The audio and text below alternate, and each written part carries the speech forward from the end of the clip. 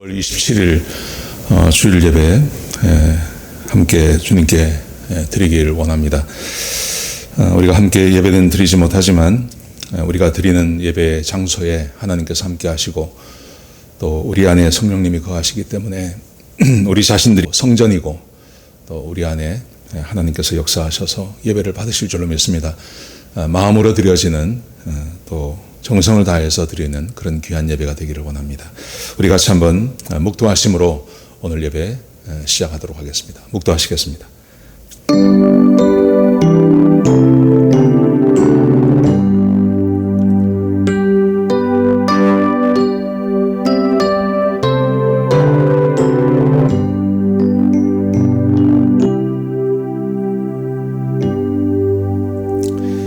하나님 감사합니다.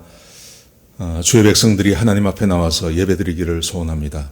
아버지 하나님, 우리의 마음이 답답하고 또 우리의 마음이 슬프고 또 우리의 마음에 평강이 없습니다.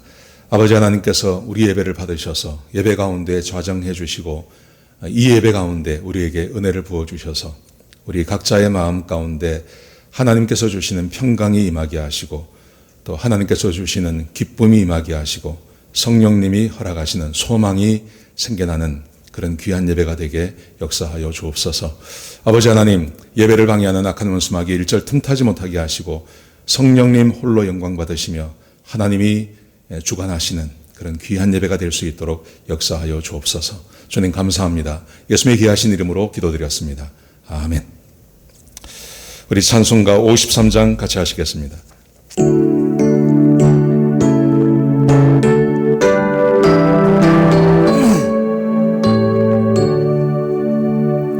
하늘에 가득 찬 영광의 하나님, 온 땅에 충만한 존귀하신 하나님, 생명과 빛으로 지혜와 권능으로 언제나 지키시는 하나님, 성부와 성자와 성령 구원의 하나님, 우리 예배를 받아주시옵소서.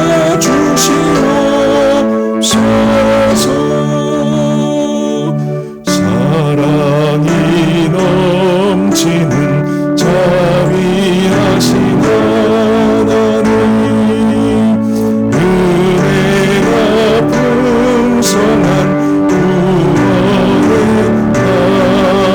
하나님, 자매의 심령에 평안을 주시옵고 죄악의 용서하여 주소서.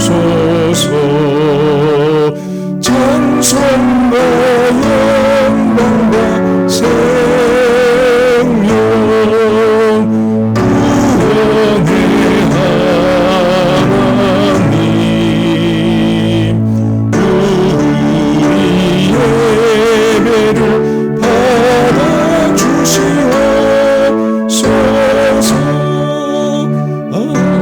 영한 심령을 굳게 세워주시고 누군한 마음을 지혜롭게 하시고 주의 뜻 받들어 잠되게 살아가며 주 말씀 따라서 용서하게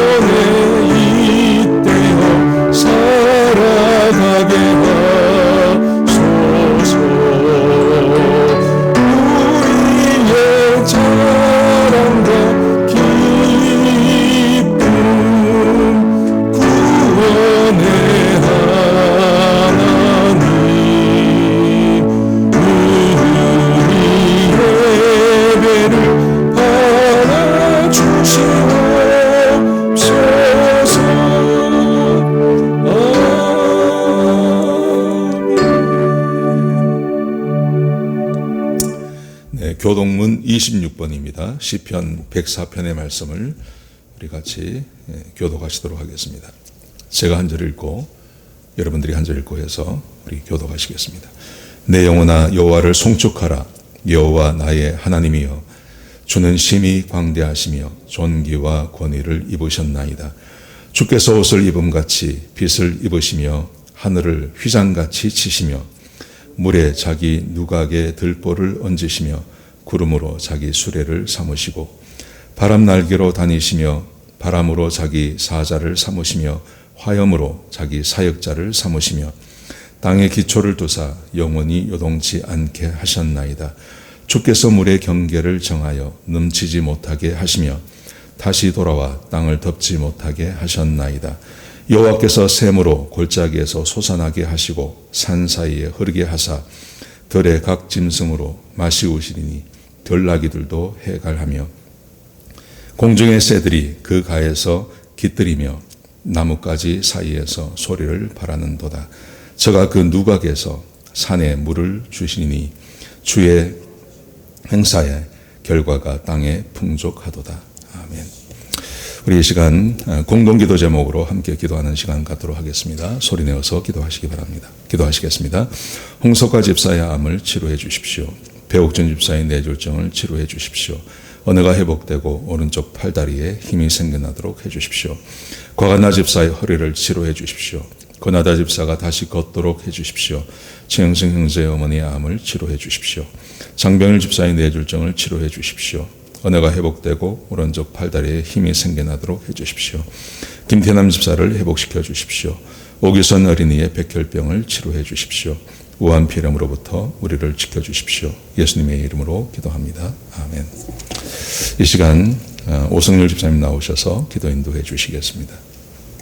자비로우시며 은혜로우시고 노하기를 더디하시며 인자함이 풍성하신 주님, 코로나로 인해 우리의 일상이 많은 제약을 받고 또 멈추어진 이때에 걱정스럽고 혼란한 마음 내려놓고 각자의 처소에서 온라인 예배를 통하여 잠잠히 우리 주님만 바라봅니다. 작은 목소리지만 온 마음을 다해 우리 주님을 찬양합니다. 신령과 진정으로 예배할 때에 우리들의 마음이 주님만으로 가득 채워지기를 소원합니다. 우리들의 혼란스러운 마음에 주님의 거룩한 질서로 회복시켜 주시고 염려와 걱정으로 텅 빈 것 같은 우리 삶에 주님의 풍성함으로 넘치게 하옵소서. 세상이 줄 수 없는 오직 주님만이 채워주시는 만족과 기쁨과 평화를 허락하여 주옵소서. 주님, 주일 하루 온라인 예배를 드리는 것으로 성도의 의무를 다하였다 여기며 6일 동안 마치 세상과 주님은 별개인 듯 주님을 잊어버리고 우리가 우리 삶의 주인이 되어 살아온 우리의 모습을 회개합니다. 이 시간 담임 목사님을 통하여 주시는 주의 말씀에 우리 자신들을 비추어 보아 지금 주님 앞에 우리는 어떤 모습으로 서 있는지 되돌아보게 하셔서 세상의 빛으로 소금으로 살아가며 우리의 전 삶을 통하여 하나님을 예배드리는 영광스러운 존재로 살아가기를 다짐하고 헌신하는 복된 이 예배 되게 하옵소서. 특별히 담임 목사님을 위하여 기도합니다. 마지막 때에 혼란스럽고 마귀가 준동하는 이 시대에 주님의 지혜와 통찰력을 허락하셔서 주의 몸된 교회를 든든히 세워가시기에 부족함이 없게 붙들어 주옵소서. 모든 지각에 뛰어나신 하나님의 평강이 그리스도 예수 안에서 우리 목사님 마음과 생각을 지켜 주옵소서. 오늘 말씀을 전하실 때에 하늘로부터 임하는 주의 음성과 은혜들을 자신의 전 인격과 존재 안에 담아내어 온전히 선포하실 수 있도록 성령 하나님 함께 하여 주옵소서.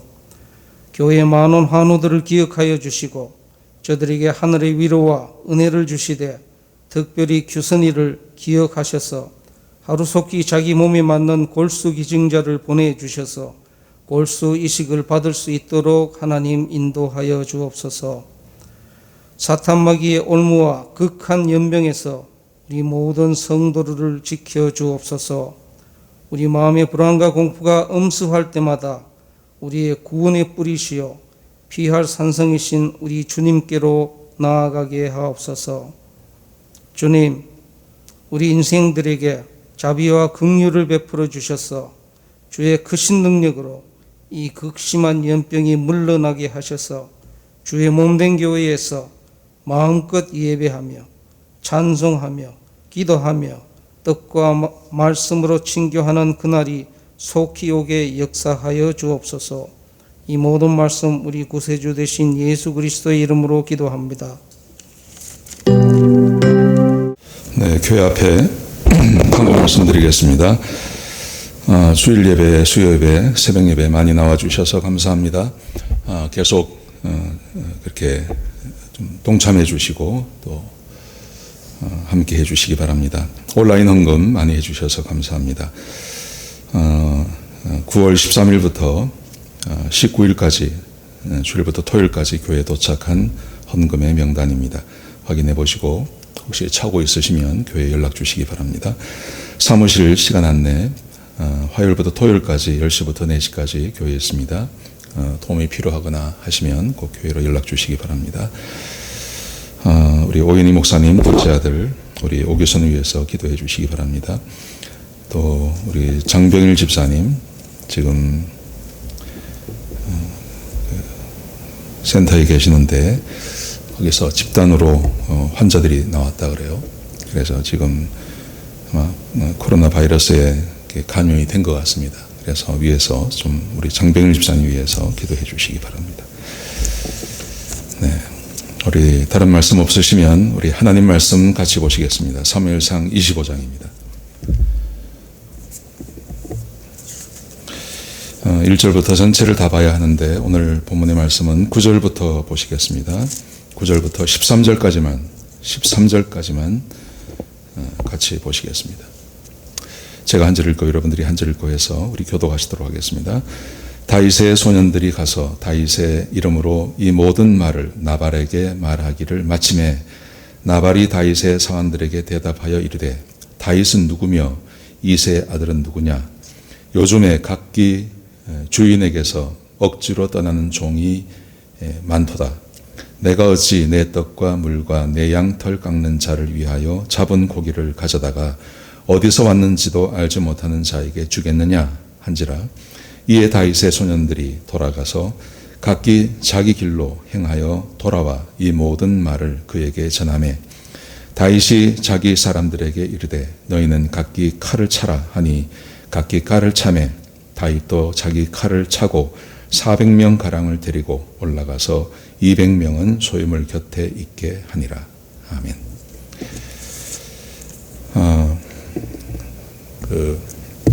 사람이 당하는 여러 가지 일이 있지만 그 중에서도 오래도록 잊어버리지 않는 것이 모욕을 당하는 것입니다. 모욕을 당하면 사람은 그걸 좀처럼 잊지 못합니다. 그리고 마음에 늘 생각하고 있다가 복수를 꿈꾸게 되는 것이죠. 미국인 그 철학자 중에 윌리엄 어번이라는 사람이 있는데 이 사람이 쓴 책 중에 알게 모르게 모욕감이라는 책이 있습니다. 저는 읽어보지는 못했습니다. 근데 이 책에 보면 이분이 이렇게 주장을 했습니다. 이분은 그 역사 안에 있었던 수많은 그 모욕을 주고받고 하는 것을 연구했었다 그래요. 근데 이분이 결론적으로 말하기를 모욕은 어디에나 있다. 모욕은 어디에나 있다. 근데 왜 사람들이 모욕을 당하는 것을 싫어하냐 하면 또 모욕당하는 것이 굉장히 고통스러운 이유는 그것은 사회적인 욕구 때문이라는 것입니다. 사회적인 욕구라는 것은 인간관계를 맺으면서 내가 다른 사람에게 좀 높임받기를 사람들은 다 기대한다는 거죠. 근데 모욕을 당한다는 것은 내가 높임을 받지 못하고 내가 낮춤을 당하고 다른 사람에게 멸시를 당하는 그런 기분이기 때문에 고통스럽다는 것입니다. 이런 이야기를 썼다 그래요. 그 책에 이런 이야기가 있다 그럽니다. 낸시 에스더라고 하는 처칠이 수상으로 있을 때 그때 하원으로 여자로서는 처음으로 당선이 된 의원이 있었습니다. 낸시 에스더라고 하는 분이 있었습니다. 이분이 처칠을 아주 많이 공격했다고 그럽니다. 어느 날 처칠에게 이렇게 말을 했다고 그럽니다. 윈스턴, 내가 당신과 결혼을 했다면 당신 커피에 독을 탔을 거라고. 그게 아주 악담을 한 거죠. 모욕을 당한 겁니다. 근데 이 윈스턴 처칠이 굉장히 이 지혜가 있는 사람이라고 하지 않습니까? 그러자 이렇게 응수를 했다 그럽니다. 어떻게 응수를 했냐 하면, 낸시, 만약 당신이 내 부인이었으면 나는 그 커피 마신다고. 그러니까 당신 같은 여자하고 사느니 차라리 죽는 게 낫다. 이렇게 응수를 한 거죠. 그래서 저는 이걸 보면서 이런 생각이 들었습니다. 이렇게 응수할 수 있는 사람이 얼마나 되겠냐 하는 거예요.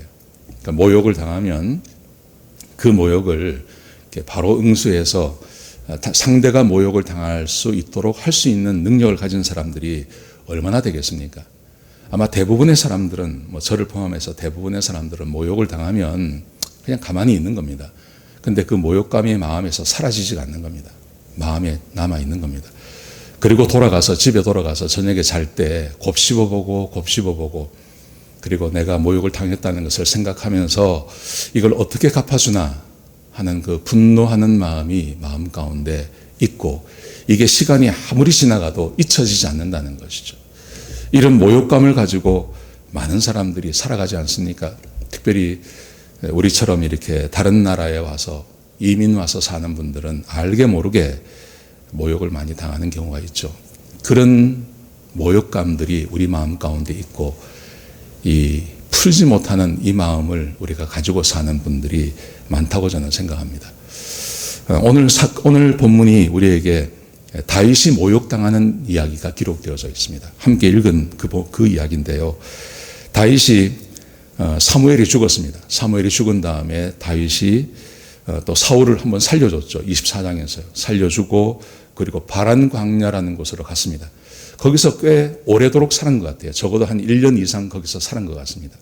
거기서 살면서 나발이라고 하는 사람을 만납니다. 이 나발은 그 바란 광야에서 가장 큰 부자였습니다. 근데 성경은 말하기를 그는 부자였지만 아주 완고하고 그리고 행실이 악한 사람이었다 그래요. 근데 그에게 부인이 있었는데 그 부인은 아비가일이라고 하는 여인인데 이 여인은 굉장히 지혜로운 여인이었습니다. 어느 날 다윗이 자기 부하들을 나발에게 보냈습니다. 왜냐하면 나발이 양털을 깎는 때가 되었다 그래요. 요즘 말로 하면 이제 추수할 때가 된 거죠. 추수할 때가 되니까 다윗이 10명의 부하들을 나발에게 보내면서 이렇게 말을 했습니다. 우리가 너희를 해하지 않고 보호해 주었고, 그리고 은혜를 베풀어 주었으니까 좀 우리한테 은혜를 베풀어 달라. 우리의 필요가 있는데 그 필요를 좀 채워달라. 이렇게 말을 했습니다. 이걸 그냥 읽어보면 무슨 마음이 드냐 하면, 이거 갈취하는 거 아니야? 이거 협박하는 거 아니야? 하는 생각이 듭니다. 근데 함께 읽지는 않았지만 14절부터 17절까지 읽어보시면 거기에 이 나발의 그 하인들이 등장하는데, 이 하인들이 다윗과 그의 친구들, 다윗에 대해서 이렇게 말을 합니다. 다윗은 우리를 선대해 주었고, 또 다윗은 항상 우리와 함께 있어 주었고, 우리를 도와주었고, 밤낮으로 우리의 담이 되어 주었습니다. 그러니까 자기들을 도와주었다는 말이죠. 여러분, 이것을 제가 읽으면서 무슨 마음이 들었냐 하면, 이것은 암묵적인 어떤 계약이 있었겠다. 정식으로 계약은 하지 않았지만 암묵적인 약속이 있었대요, 분명히.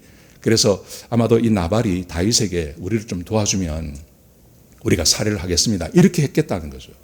그랬으니까 다윗이 이렇게 말을 하는 거 아니겠습니까? 자, 그런데 그렇게 요구해서 10명을 보냈는데, 부하들을 보냈는데, 그 10명의 부하들에게 나발이 정작 자기가 나누어 줄 때가 되니까 본전 생각이 난 겁니다. 본전 생각이 나서 그냥 못 주겠다 이러면 되는데, 여기에 다윗을 모욕하는 말을 했습니다. 무슨 말을 했냐 하면, 우리가 함께 읽어봤습니다만 10절과 11절에 보시면 이렇게 말을 합니다. 다윗이 누구냐 도대체? 이새가 누구냐? 이새의 아들이 누구냐? 그러면서 이렇게 말합니다. 요즘 주인에게서 도망가는 종들이 많다고 하는데 이 다윗이라는 놈은 그 도망간 종 아니냐? 그러면서 내가 어떻게 내 재산을, 족보도 모르는 놈한테 내가 재산을 줄 수 있느냐? 나 못 준다. 이렇게 이야기를 한 겁니다. 이것은 그냥 주지 않겠다 이런 말이 아니라, 이것은 다윗을 모욕하고 그리고 그 다윗의 부하들을 모독한 것이죠. 이 말을 들은 이 10명의 부하들이 다윗에게 와가지고 이 이야기를 그대로 다 했습니다. 그랬더니 다윗이 화가 났습니다. 이 모욕을 당했으니까요. 그냥 못 주겠다 그러면 되는데 막 모독을 하니까, 그 이름을 모독하니까 화가 난 겁니다. 그래서 화가 나서 400명을 데리고 이 나발을 죽이려고, 아예 죽여버리려고 그렇게 복수하기 위해서 지금 내려오고 있는 이야기가 오늘 본문 가운데 기록되어져 있는 겁니다. 여러분, 요즘 우리 미국에서 벌어지고 있는 이 현상과 비슷하지 않습니까? 미국에서 요즘 선거를 앞두고 얼마나 혼란스러운 일이 일어나고 있는지 모릅니다. 곳곳에서 사람들이, 분노하는 사람들이 막 일어나고 있지 않습니까? 정치인들이 이것을 이용하고 부추기지 않습니까? 사람이 사람답게 살기 위해서는 네가 당한 것을 그대로 갚아줘야 된다고. 그래야 공정한 세상이 되고, 또 네가 어떤 일을 당했으면 그것을 풀고 그것을 갚아주고 해야 공정한 세상이 되고 사람 살 수 있는 세상이 된다고 그렇게 말하지 않습니까? 지금 다윗이 그런 형국이죠. 자기에게 모독을 준 사람을 찾아가서 사람들을 다 죽여버리려고 400명을 데리고 칼을 차고 지금 쳐들어가고 있는 겁니다. 자, 그런데 이 사건이 그냥 이렇게 끝나버리는 게 아니라, 이 나발이라는 사람의 부인이 있었는데, 아비가일이라는 사람이 아주 지혜로운 사람이라고 그랬습니다. 이 사람이 다윗을 만나러 나옵니다. 다윗을 먼저 만나러 나와서 그 모든 상황을 다 듣고 와서 이야기를 하는데, 그 이야기를 듣고 다윗이 복수하는 것을 그만둬 버립니다. 그러면서 다윗이 그 아비가일에게 이렇게 말을 합니다. 오늘 32절에 보시면 이렇게 말을 합니다. 하나님께서 너를 나에게 보냈다. 그리고 당신은 굉장히 지혜 있는데 이 지혜는 하나님께서 주신 것이고, 그리고 하나님께서 당신을 통해서 내가 복수하려고 하는 것을 막았습니다. 이렇게 말을 합니다. 그러면서 다윗이 복수를 하지 않습니다. 자, 여러분 한번 32절을 한번 보시겠습니까? 32절에 보시면 다윗이 아비가일에게 이렇게 말을 합니다. 다윗이 아비가일에게 이르되 오늘 너를 보내어 나를 영접하게 하신 이스라엘의 하나님 여호와를 찬송할지어다. 지로다. 하나님께서 아비가일을 보냈다는 거예요. 근데 이렇게 말합니다. 33절에 보시면 또 내 지혜를 칭찬할지며 또 내게 복이 있을지어다. 그 지혜, 당신이 말한 그 지혜, 그거 하나님께서 주신 것입니다. 그리고 참 놀라운 지혜입니다. 그러면서 그 다음 보십시오. 오늘 내가 피를 흘릴 것과 친히 복수하는 것을 내가 막았느니라. 하나님께서 당신을 보내서 내가 복수하고 내가 피를 흘리는 것을 하나님께서 막았습니다. 여러분, 도대체 이 아비가일이 다윗에게 뭐라고 이야기했길래 그 화가 났고 그 분노한 이 다윗을 한 번에 복수하는 것을 그치게 만들었을까요? 오늘 본문 전체 아주 긴 장입니다. 44절까지 있는데요. 굉장히 긴 장에서 아비가일이 다윗에게 두 가지를 이야기합니다. 딱 두 가지를 이야기하는데 이 두 가지가 굉장히 중요합니다. 혹시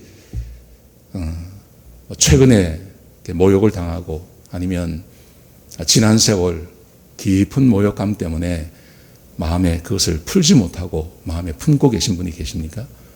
그래서 기회만 오면 내가 복수하겠다. 그런 마음을 가지고 살아가시는 우리 성도님들이 계십니까? 오늘 본문의 말씀이 우리가 이 복수하는 것을 내려놓고 하나님 앞에 다시 나가는 그런 말씀이 되었으면 좋겠습니다. 자, 아비가일이 두 가지를 이야기합니다. 첫 번째는 이런 말씀입니다. 하나님은 복수를 금하신다는 것입니다. 하나님께서 복수를 금하신다고 그렇게 이야기를 했습니다. 자, 26절을 보십시오. 이게 지금 아비가일이 다윗에게 하는 말입니다. 내 주여 여호와께서 살아계심을 두고 맹세하노니 내 주도 살아계시거니와 내 주의 손으로 피를 흘려 친히 보복하시는 일을 하나님께서 막으셨으니. 아비가일이 다윗에게 말하기를 하나님께서 나를 보내셔서 당신이 보복하는 것을 막았습니다. 무슨 말입니까? 하나님께서 보복하는 것을 원치 않으신다는 말입니다. 하나님은 사람이 어떤 일을 당했는지 그 당한 일에 대해서 사람이 직접 보복하는 것을 원치 않으신다는 것입니다. 여러분, 이것은요 다윗이 알고 있는 말입니다. 바로 전장 24장에서 다윗의 부하들이 엔게디 동굴에 숨어 있을 때 다윗의 부하들이 말하기를 저 사울을 죽이십시오 이렇게 말을 했습니다. 근데 그때 내가 죽이지 않겠다 그랬어요. 근데 그 죽이지 않는 이유가 뭐냐 하면 하나님의 기름 부음 받은 종을 내가 치는 것은 하나님께서 금하셨고, 근데 죽이지 말라는 말이 아니라 하나님이 하시기를 기다린다, 이렇게 이야기합니다. 자, 보십시오. 사무엘상 24장 12절에 보시면 바로 전장에서 다윗이 직접 했던 말입니다. 사울에게 이렇게 말을 합니다. 여호와께서는 나와 왕 사이를 판단하사 여호와께서 나를 위하여 왕에게 보복하시려니와 내 손으로는 왕을 해치지 않겠나이다. 하나님께서 보복하시기를 나는 기다립니다. 이거는 이미 알고 있는 겁니다. 다윗이 알고 있는 말씀인데, 근데 너무 화가 난 겁니다. 너무 화가 났기 때문에 하나님의 말씀을 잊어버린 겁니다. 근데 잊어버린 그 하나님의 말씀을 이 아비가일이 기억나게 해준 겁니다. 그 말씀은 바로 사람은 직접 다른 사람에게 보복하지 말 것을 하나님께서 명령하셨습니다. 이 말씀을 레위기에서 주신 말씀입니다.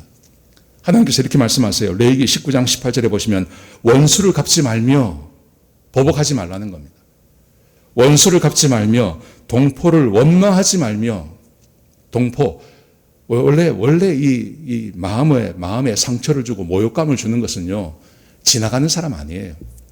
여러분, 내가 어디 버스 같은데 버스 타려고 기다리고 있는데 어떤 지나가는 사람이 나한테 아이고 뭐 저렇게 생겼어, 이렇게 말하는 거는요, 나한테 전혀 모욕이 아니에요. 뭐 그냥 그렇게 지나가는 거니까요. 그런데 아주 가까운 사람이, 나하고 아주 친한 사람이 나한테 뭐 저렇게 생겼어, 이래버리면 그게 모욕이 되는 거예요. 그러니까 하나님께서 말씀하시기를 원수를 갚지 말며 동포를 원망하지 말라는 말은 가까이 있는 사람, 가족을 말하는 것입니다. 하나님께서 말씀하시기를 원수 갚지 마라 말씀하셨습니다. 다윗이 이걸 알고 있었습니다. 다윗이 이것을 알고 있고 그것을 지키려고 애를 썼던 사람인데, 근데 그 모욕감을 받고 나니까 이게 다 잊어버린 겁니다. 그래서 아비가일이 첫 번째 한 것은 하나님의 말씀을 기억나게 하는 것입니다. 자, 두 번째 이거 있습니다. 두 번째는 뭐냐 하면 아주 길게 이야기합니다. 이것은 이런 말씀입니다. 복수를 하는 것은 자신의 인생을 무너지게 하는 거라는 거예요. 복수하지 마라. 하나님께서 말씀하시기를 복수하는 것은 하나님의 뜻이 아닙니다. 그런데 더 중요한 의미가 있습니다. 복수하는 것은 내 인생을 망가지게 하는 거라는 거예요. 이것을 아비가일이 다윗에게 아주 자세하게 설명을 합니다. 이 말을 듣고 다윗이 마음을 바꾸는 겁니다. 자, 어떻게 말을 했는지 한번 보시기 바랍니다. 28절을 보십시오. 28절에 보시면 아비가일이 다윗에게 이렇게 말을 합니다. 주의 여종의 허물을 용서하여 주옵소서. 그러니까 내가 앞으로 하는 말에 대해서 기분 나쁘게 여기지 말라는 말입니다. 그러면서 이렇게 말을 합니다. 여호와께서 반드시 내 주를 위하여 든든한 집을 세우시리니, 이것은 다윗이 앞으로 왕이 되는데 다윗 혼자 왕이 되는 게 아니라 왕조를 만들 것을 알고 있다는 겁니다. 이것은 하나님의 축복이죠. 하나님께서 다윗을 통해서 약속하신 것이 있습니다. 그것은 왕조를 만드는 겁니다. 혼자만 왕이 되는 게 아니라 다윗의 자손이 앞으로 계속 왕이 되는 겁니다. 지금 이것을 이 아비가일이 알고 있는 거예요. 그래서 말하기를 여호와께서 반드시 내 주를 위하여 든든한 집을 세우실 것입니다. 지금처럼 이렇게 누군가에게 빌어붙어서 뭔가를 얻어먹는 존재가 아니라 이 나라의 왕이 되실 분입니다. 그리고 당신의 아들들도 왕이 될 사람들입니다. 지금 이 말을 하는 겁니다. 그런데 말입니다. 그 뒤에 아주 중요한 말을 합니다. 하나님께서 왜 당신을 왕으로 세우시냐 하면 이유까지 설명하고 있습니다. 이렇게 말을 합니다. 이는 내 주께서 여호와의 싸움을 싸우심이요. 첫 번째 이유입니다. 첫 번째 이유, 당신이 하나님의 싸움을 싸우는 사람이기 때문에 그렇습니다. 하나님께서 당신을 왕으로 삼는 겁니다. 이게 첫 번째 이유입니다. 이것은 제가 조금 이따 설명을 하겠습니다. 두 번째, 내 주의 일생에 내 주에게서 악한 일을 찾을 수 없음이니이다. 당신은 지금까지 살아오면서 죄를 범한 사람이 아닙니다. 악한 일을 한 사람이 아니기 때문에 하나님께서 당신을 왕으로 삼으려고 하는 것입니다. 이 말을 딱 합니다. 그러면서 그 다음 말 보십시오. 자, 근데 그 다음 말에 또 이렇게 말을 합니다. 앞으로 당신은 복이 필요한 사람입니다. 이 말을 합니다. 자, 29절을 보십시오. 사람이 일어나서 내 주를 쫓아 내 주의 생명을 찾을지라도, 이 말은 어떤 의미를 갖는 거냐면 당신이 왕이 되는데 그 왕이 되기까지 쉬운 일이 아닐 것입니다. 수많은 사람들이 당신을 공격해 올 것입니다.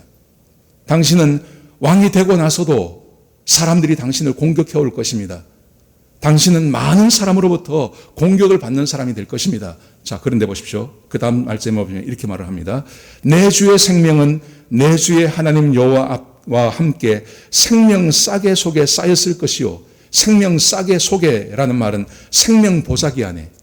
하나님께서 당신에게 어떻게 행하기를 원하시냐 하면 당신의 생명을 찾으려고, 당신을 죽이려고 수많은 사람들이 당신을 공격해 올 때 하나님께서 당신을 생명의 보자기 안에 싸서 그렇게 당신을 보호해 줄 것입니다. 그런데 그 다음 말씀에 보시면 내 주의 원수들의 생명은, 당신을 해하려고 하는 사람들의 생명은 하나님께서 물매로 던지듯 하나님께서 그것을 던지리라. 그 사람들의 생명은 하나님께서 그냥 던져버릴 것입니다. 무슨 말입니까? 하나님이 당신을 보호할 거라는 거예요.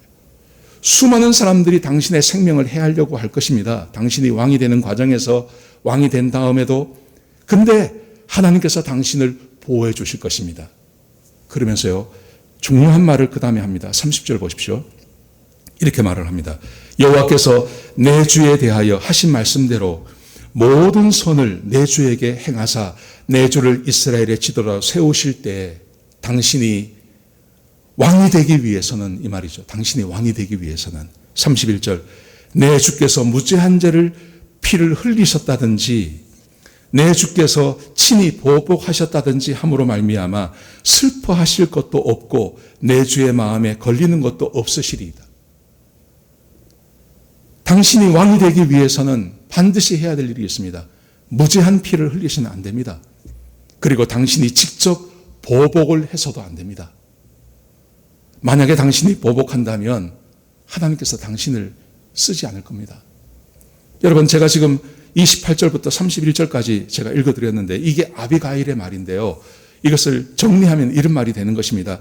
보복하지 말아야 할 이유, 나발에게 지금 보복하러 온 다윗에게 보복을 하지 말아야 하는 이유를 이렇게 설명하고 있는 겁니다. 하나님께서 당신을 축복하셔서 당신을 왕으로 삼을 것입니다. 근데 왜 왕으로 삼냐 하면 당신은 하나님의 전쟁을 하는 사람이고 그리고 당신에게 악이 없기 때문에 하나님께서 당신을 왕으로 삼은 겁니다. 그런데 왕이 되어가는 과정에서 그리고 왕이 된 후에도 당신을 반대하고 공격하는 사람들이 굉장히 많을 것입니다. 그럴 때 하나님의 도우심이 필요합니다. 하나님께서 당신을 생명의 보자기 안에 싸서 당신을 보호하시는 그 보호하심이 필요합니다. 그러기 위해서는, 그 하나님의 보호하심을 받기 위해서는 당신이 무죄한 피를 흘린다든지 아니면 당신이 직접 보복하는 일을 해서는 안 됩니다. 여러분, 이게 뜻하고 있는 게 뭐죠? 만약 지금 당신이 지금 그 분노를 가지고, 모욕을 당했다는 그 분노를 가지고 지금 나발을 공격하고 나발을 죽여버린다면 당신은 하나님 앞에 범죄하는 것이고 당신이 직접 보복하는 것이기 때문에 하나님의 보호하심을 놓치는 경향이 있습니다. 해서는 안 됩니다. 아비가일이 다윗에게 이렇게 말을 하는 겁니다. 사랑하시는 성도 여러분, 우리가 지금 25장을 보고 있는데요. 24장과 25장과 26장은요. 하나님께서 다윗에게 뭔가 굉장히 깊이 있는 교훈을 주고 계시는 것입니다. 24장과 26장은 비슷한 이야기입니다. 24장은 엔게디 동굴 안에 들어온 사울을 살려서 내보내는 것이죠. 죽이지 않는 겁니다. 왜냐하면 하나님께서 말씀하신 것에 순종하기 위해서요. 26장도 마찬가지입니다.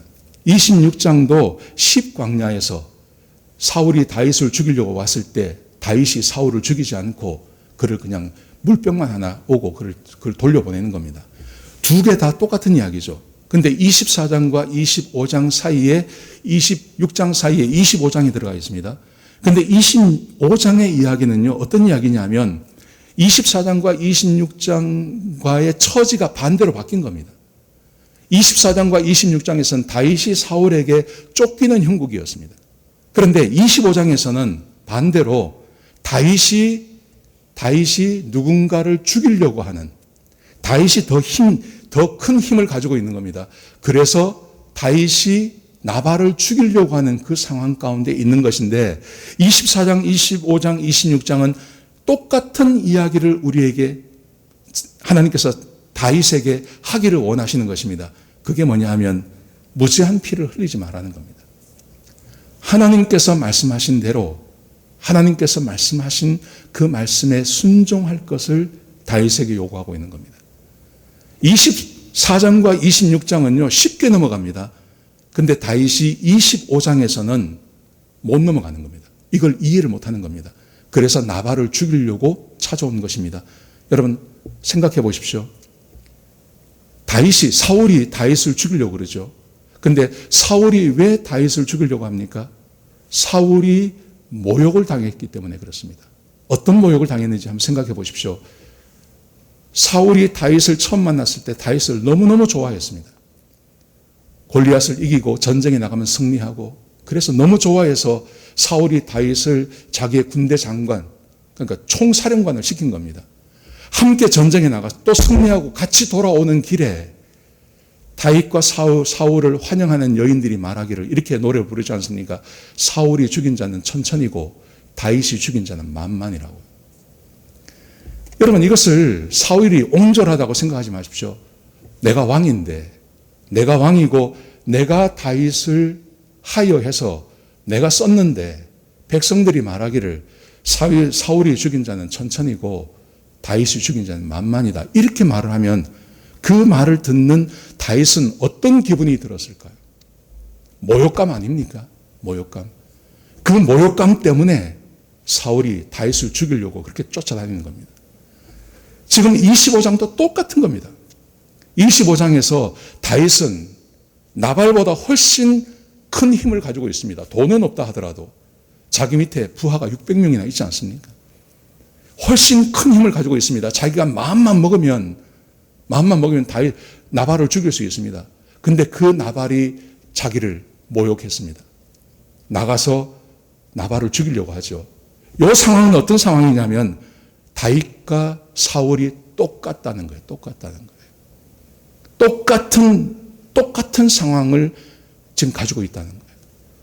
그래서 만약에 여기서 다윗이 나발을 죽였다면요. 그러면 상상해 볼 수 있습니다. 하나님께서 사울을 버리듯이 어쩌면 하나님께서 다윗을 버릴 수 있는 겁니다. 그래서 이 상황을 깨닫고 나서 그제서야 그것을 알게 해준 아비나답에게 그가 말하기를 네가 나를 살렸다.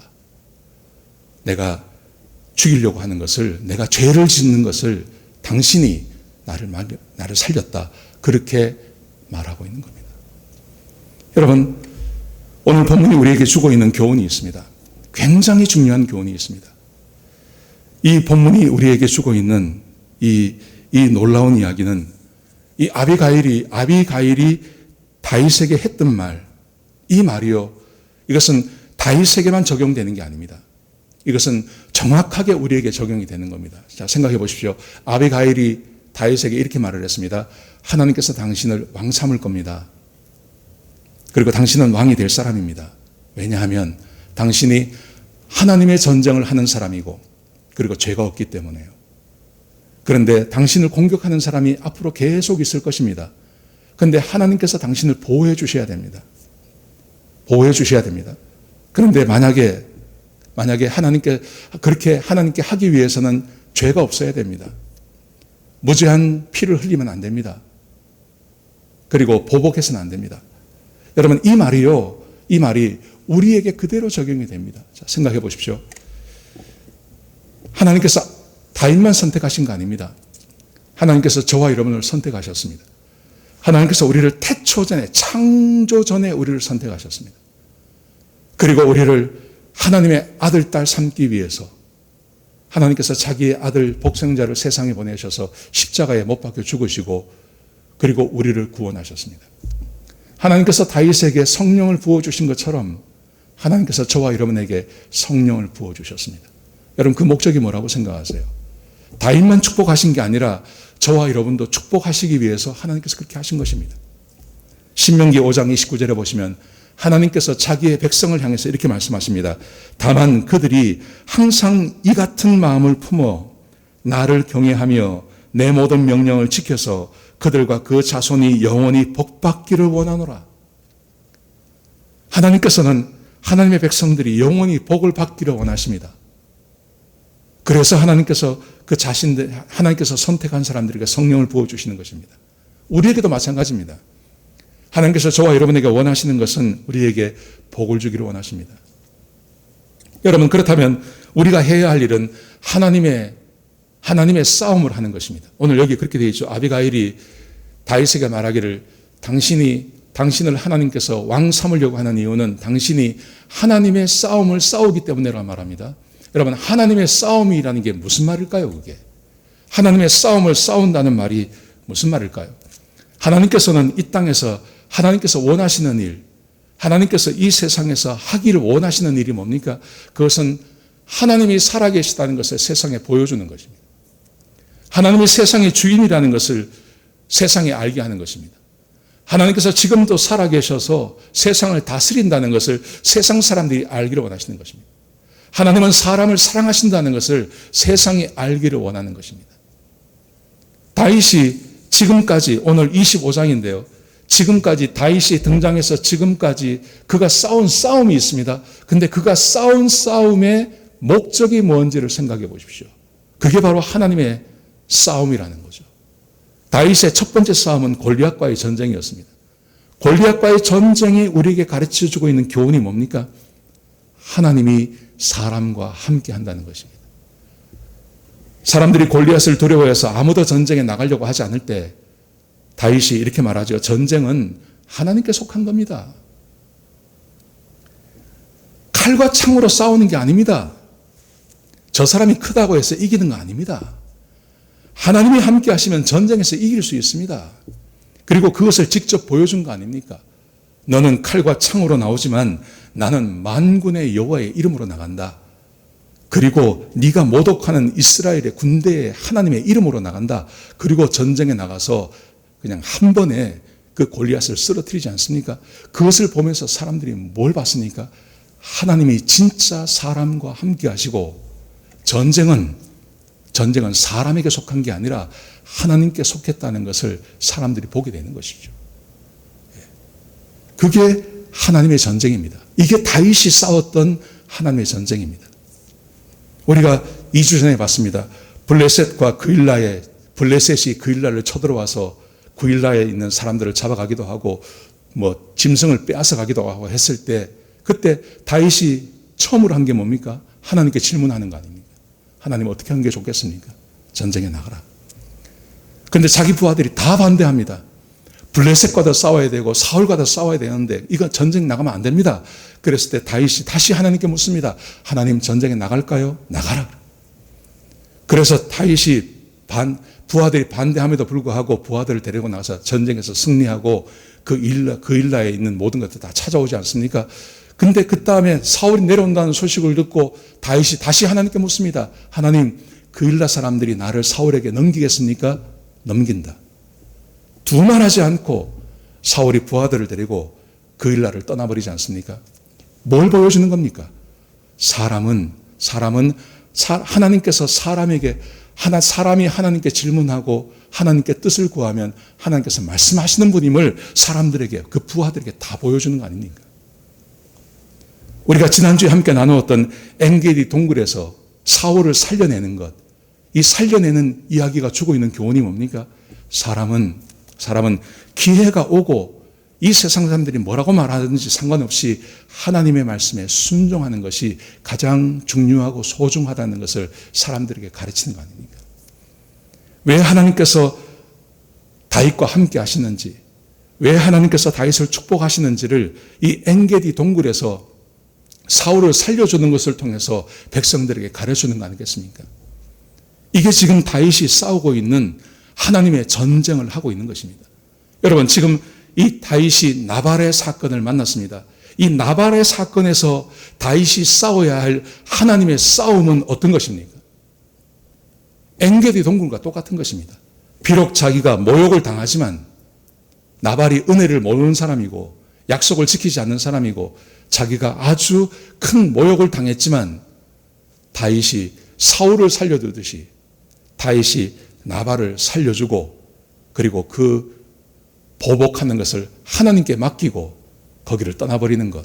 그게 바로 하나님께서 원하시는 하나님의 싸움을 싸우는 다윗이 원래 해야 할 하나님의 싸움인 것이죠. 근데 다윗이 이걸 잊어버린 겁니다. 잊어버린 겁니다. 만약 여기서 다윗이 나발에게 복수했다면 다윗은 하나님의 싸움을 싸운 게 아닙니다. 그리고 거기서는 다윗이 죄를 지은 것이죠. 하나님의 말씀을 순종하지 않은 것이죠. 그 이후에 무슨 일이 벌어졌을지 그것은 우리가 생각할 수 없는 것입니다. 여러분, 저는 우리도 마찬가지라고 생각합니다. 우리도 지금 어떤 분들은 골리앗과의 싸움을 싸우는 분들이 계실 것입니다. 골리앗과 싸움을 싸우는 분들이 계시고 어떤 분들은 블레셋의 블레셋이 엔게디에서 있었던 그 블레셋과 싸움을 싸우는 분들이 계실 것입니다. 어떤 분들은 또 엔게디 동굴 안에 있는 그런 싸움을 싸우는 분들이 아마 계실 것입니다. 근데 많은 분들이 나발과 나발 같은 존재를 만나서 내가 다윗이 했던 것처럼 나발에게 복수하는 것을 꿈꾸고 복수하지 못하는 것에 대해서 가슴 아파하시고 여전히 복수할 것을 꿈꾸고 계획하시고 사는 분들이 우리 가운데 많다는 거죠. 제가 저를 생각해 봐도요, 이게 많아요. 이런 부분이 있어요. 목회를 해보십시오. 목회를 하면요, 얼마나 이런 일을 많이 당하는지 모릅니다. 목사이기 때문에 할 말을 못하는 경우가 얼마나 많은지 모릅니다. 내가 목사가 아니면, 내가 목회를 안 하면 내가 이런 일을 당하지 않는데 내가 목사니까 이런 일을 당한다. 이런 것들이 굉장히 많습니다. 목사 안에. 뭐 목사만 그렇게 했습니까? 또 장사하시는 분들이 얼마나 그런 일을 많이 당합니까? 이런 일을 당하면서 그것들을 하나씩 가슴 속에 두고 사시는 거예요. 그게 10년이 지나고 20년이 지나도 잊어버리지가 않는 거죠. 그리고 마음에 그것을 다 품고 있는 겁니다. 그런데 이것을 어떻게 할 방법이 없는 겁니다. 풀어낼 방법이 없는 겁니다. 그냥 마음에 두고 그냥 생각만 하고 삭히고만 있는 거죠. 그 마음이 얼마나 썩어 들어가겠습니까? 그런데 오늘 본문이 우리에게 주고 있는 교훈, 그것은 하나님께 맡겨버리라는 겁니다. 보복을 하지 말라는 말입니다. 보복을 직접 하지 말라는 겁니다. 하나님께 맡겨버리라는 것입니다. 그게 오늘 본문이 우리에게 주고 있는 교훈입니다. 여러분, 이렇게 말을 하면요, 사람들이 답답해해요. 막 성질 급한 분들, 아니면 아주 직접적으로 뭔가를 해야 되는 분들은 굉장히 답답해합니다. 여러분, 이 이야기를 끝까지 읽어보시면요, 답답해할 게 하나도 없어요. 36절에 보시면 그렇게 해서 아비가일이 다윗을 돌려보냈습니다. 굉장한 일이 벌어질 않았습니까? 이 집안이 쑥대밭이 될 뻔했는데 아비가일이 가서 다윗을 돌려보냈습니다. 돌려보내고 집으로 돌아오니 무슨 일이 벌어졌냐 하면, 자, 36절을 보십시오. 아비가일이 나발에게로 돌아오니 그가 왕의 잔치와 같은 잔치를 그의 집에 배설하고 크게 취하여 마음에 기뻐함으로. 그러니까 그 해에 양의 털을 깎았는데 엄청나게 많이 거뒀겠죠. 그러니 왕이 배설하는 잔치 같은 그런 잔치를 베풀고 크게 기뻐해서 술이 취해서 있었다는 것입니다. 그러자 그 다음 말씀해 보시면 아비가일이 밝은 아침까지는 아무 말도 하지 아니하다가 37절 아침에 나발이 포도주에서 깬 후에 그의 아내가 그에게 이 일을 말하며 그가 낙담하여 몸이 돌과 같이 되었더라. 어제 어떤 일이 있었는지 아느냐? 쭉 이야기해 주니까 이 사람이 돌처럼 되었어요. 근데 그 다음 말씀 보십시오. 38절에 보시면 한 열흘 후에 여호와께서 나발을 치심에 그가 죽으니라. 하나님께서 다윗 대신에 갚아주시는 거예요. 하나님께서 다윗 대신에 갚아주시는 거예요. 장석조라는 분이 계십니다. 이분이 마흔의 서재라는 시를 썼습니다. 이 시가 이렇게 되어 있습니다. 나는 300가지의 꿈을 꾸고 299개는 버렸습니다. 그런데 나를 만든 건 바로 기어코 이룬 한 개의 꿈이 아니라 그 299개의 덧없이 버려진 꿈이었습니다. 이 사람이 300개의 꿈을 가지고 있다가 229개의 꿈은 버렸다는 겁니다. 근데 그 꿈 중에 딱 하나만 자기가 이루었다는 거예요. 근데 세월이 지나고 나서 생각해 보니까 현재 자리를 있게 한 것은 그 한 개, 이루어진 한 개의 꿈이 자기를 이룬 게 아니라 말하기를 자기가 버린 꿈, 299가지의 버린 꿈이 자기를 이루었다고 이야기해요. 이게 무슨 말이냐면 사람은 버릴 것은 버려야 된다는 거예요. 여러분 생각해 보십시오. 자연의 이치도 똑같지 않습니까? 나무가 꽃을 핍니다. 근데 나무에 열매가 맺히기 위해서는요, 그 꽃을 버려야 돼요. 꽃을 버려야 열매가 맺히는 거예요. 꽃이 계속 달려있으면 열매가 맺지 않습니다. 나무가 겨울을 나기 위해서는요, 잎을 버려야 돼요. 잎이 떨어져야 추운 겨울과 그 강한 바람에서 살아남을 수 있는 거예요. 우리 인생도 마찬가지입니다. 우리 인생도 살아남기 위해서는 내가 붙잡고 있으면 안 돼요. 버리는 게 있어야 된다는 거예요. 하나님의 말씀 때문에 버리는 게 있어야 그래야 내가 살아남을 수 있는 겁니다. 우리 마음 가운데 자존심이 있지 않습니까? 우리 마음 가운데 복수심이 있지 않습니까? 우리 마음 가운데 잊지 못하는 과거의 사건이 있지 않습니까? 우리 마음 가운데 최근에 당했던 내가 당한 모욕감이 마음에 있지 않습니까? 이거 버려야 된다는 거예요. 이걸 버려야 그래야 살 수 있는 거예요. 다윗 보십시오. 다윗이 하나님 앞에 얼마나 신실한 사람이었습니까?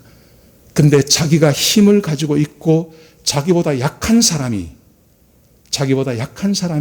자기에게 모욕을 주니까 당장 칼을 빼서 사울하고 똑같이 행동하는 겁니다. 근데 그가 사울과 달랐던 점은 딱 한 가지입니다. 잊어버렸던 하나님 말씀이 그에게 다가왔을 때 그 하나님 말씀 앞에 자기가 잘못한 것을 다 내려놓는다는 거예요. 자기가 잘못 결정한 것을 다 내려놓는다는 거죠. 하나님 말씀 앞에 순종하는 삶을 산다는 겁니다. 이게 사울하고 다른 겁니다. 사랑하시는 성도 여러분, 오늘 말씀을 들으시면서 여러분의 마음 가운데 있었던 그 모든 어려움 한 번에는 사라지지 않을 겁니다. 여러분, 그런데 오늘 본문이 우리에게 주고 있는 이 교훈은 이렇다 하는 것을 기억하시면서 좀 하나씩 그게 일주일이 되든 한 달이 되든 1년이 되든 여러분 마음 가운데 여러분을 모욕했던 그 모든 것들, 그것들을 하나씩 잘라내십시오. 그러면 하나님께서 약속하셨던 그 은혜, 다윗이 이 시험을 이겨내는 거 아닙니까? 다윗이 이 시험을 이겨내면서 왕으로 등극하게 되는 겁니다. 우리가 이 시험을 이겨내면, 이 시험들을 이겨내면, 그러면 하나님께서 예비하신 그 은혜와 복이 우리에게 임하게 될 것입니다. 그런 복을 누리며 사시는 저와 여러분 되시길 주의 이름으로 축복합니다. 기도하시겠습니다. 하나님, 우리에게 귀한 말씀 주셔서 감사합니다. 하나님, 이 세상은 분노하라고 이야기합니다. 분노를 표출하라고 이야기합니다. 네 의견을 이야기하라고 이야기합니다. 너에게 해를 끼친 사람에게 보복하라고 이야기합니다. 그래야 정의로운 세상이 만들어진다고 말합니다. 아버지 하나님, 그러나 우리 하나님께서는 우리가 직접 보복하지 말 것을 말씀하셨습니다. 원수 갚지 말라고 말씀하셨습니다. 형제를 용서하라고 말씀하셨습니다. 하나님, 우리 사랑하는 성도들의 마음을 주관해 주시고 인도해 주셔서 이 세상 가운데 살면서도 하나님의 백성다운 삶을 살게 하여 주옵소서. 아비가일이 다윗에게 말한 것처럼 우리 인생도 주님 앞에 있는 줄로 믿습니다. 하나님께서 우리에게 복 주시기 위해서 여기까지 인도하신 줄로 믿습니다. 하나님, 우리가 주의 말씀에 순종하고 하나님의 싸움을 싸우고 그리고 죄를 짓지 아니하는 악한 것에 물들지 않는 그런 귀하고 복된 주의 백성들이 될 수 있도록 역사하여 주옵소서. 우리 성도들을 복 주시옵소서. 이 모든 말씀을 예수님의 귀하신 이름으로 간절히 기도드렸습니다. 아멘. 우리 찬송 같이 하시겠습니다. 208장입니다. 준비하신 대로 하나님 앞에 헌금하시기 바랍니다.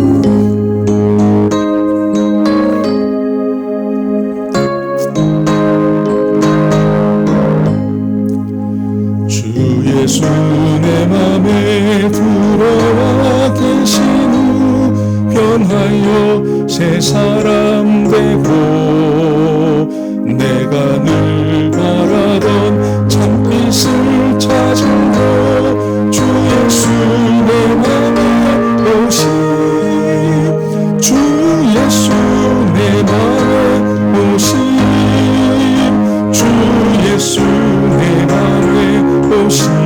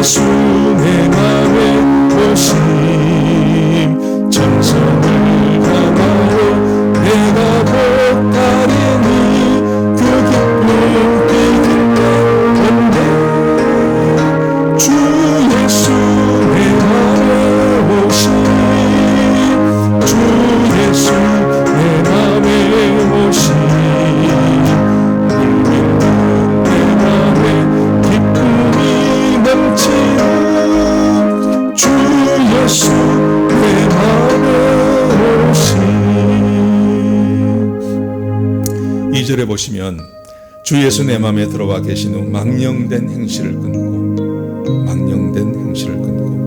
머리털보다도 더 많던 내 죄가 눈보다 더 희어졌네. 망령된 행실. 여러분, 이게 이 세상이 말하는 겁니다. 이 세상의 가치가 아닙니다. 복수해라, 받은 것만큼 갚아줘라, 다시는 고개를 못 들도록 밟아줘라, 그렇게 말합니다. 하나님께서 그렇게 말하지 않습니다. 너는 보복하지 마라. 원수 갚는 것은 내게 있다. 내가 갚아줄게. 그렇게 말씀하십니다. 용서하라고 이야기하십니다. 망령된 행실 끊으셔야 됩니다. 우리 2절만 한 번만 더 찬양하시겠습니다.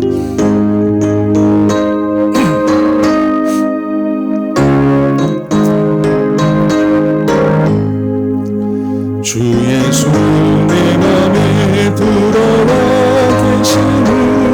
망령된 행실을 끊고 머리털보다도 더 많던 내 죄가 눈보다 더 희어졌네.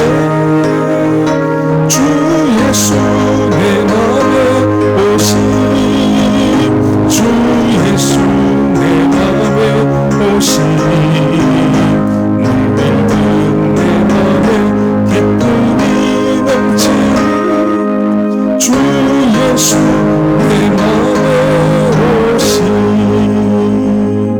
우리 우리 성도들을 축복합니다. 이민 와서 사는 삶이 쉽지가 않습니다. 말도 통하지 않고 문화도 다른, 또 인종도 다른 이런 세상에서 마이너리티로 살아가는 것이 쉽지가 않았습니다. 여러 가지 모욕도 당하고 여러 가지 힘들고 어려운 일들을 우리가 많이 당했습니다. 그래서 우리 마음에 상처가 남아있고 보복하고 싶은 마음이 있고 그런 마음들 가지고 우리가 살아왔습니다. 하나님, 우리 성도들을 오늘의 이 말씀을 통해서, 오늘 예배를 통해서 가졌던 모든 복수하고 싶은 마음들을 다 털어내게 하여 주옵소서. 우리 마음 가운데서 다 사라지게 해 주시옵소서. 하나님, 사람의 힘으로 할 수 없사오니 그렇게 하기를 소원하고 주님 앞에 나가는 우리 성도들을 받아주셔서 마음에 있던 모든 상처, 모든 모욕감 다 사라지게 하여 주옵소서. 하나님께서 주시는 평강이 임하게 하시고 주께서 부어주시는 기쁨이 마음에 넘칠 수 있도록 역사하여 주옵소서. 아버지 하나님, 간절히 간구하고 기도합니다. 그렇게 용서하며 하나님께 보복을 맡기고 용서하기를 원하는 우리 성도들을 축복하여 주옵소서. 그래서 하나님께서 예비하셨던 그 복들을 우리 성도들에게 부어 주옵소서. 한 가정도 어려움 겪는 가정이 없게 하시고 한 가정도 하나님의 은혜 가운데 떠나는 가정이 없도록 하나님께서 역사하시고 도와주옵소서. 이제는 우리 주 예수 그리스도의 끝까신 은혜와 우리 아버지 하나님의 끝까신 사랑과 성령 하나님의 내주하시고 인도하시는 그 은혜가 오늘 말씀을 듣고 하나님 앞에 모든 것을 내려놓으며 용서하기로 다짐하는 주의 백성들 머리 위에 지금부터 영원까지 함께 하시옵기를 우리 주 예수 그리스도의 이름으로 간절히 축복하며 기도드렸습니다. 아멘.